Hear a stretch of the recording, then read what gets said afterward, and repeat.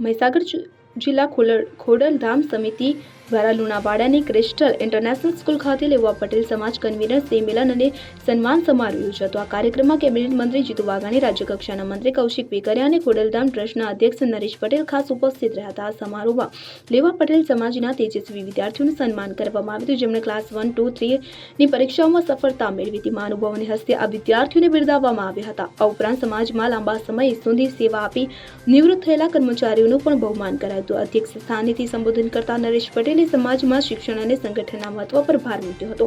તેમણે ઉપસ્થિત સૌને રાષ્ટ્રહિતમાં કાર્ય કરવા માટે પ્રોત્સાહિત કર્યા હતા। કેબિનેટ મંત્રી જીતુ વાઘાણીએ ખોડલધામ અને નરેશની ટીમ દ્વારા સમાજ ઉત્થાન માટે થઈ રહેલા કાર્યોને બિરદાવ્યા હતા। તેમણે જણાવ્યું હતું કે સમાજે સોંપેલા પ્રતિનિધિત્વના બળે રાજ્યના સર્વાંગી વિકાસ માટે સરકાર કટિબદ્ધ છે।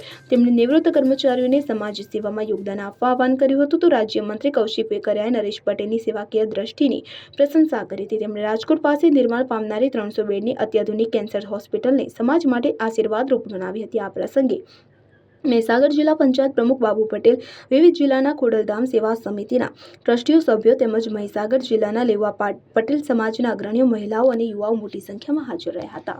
Bureau report CN24 news. હવે જુઓ દેશ દુનિયાની તમામ ખબરો તમારી આંગળીના ટેરવે।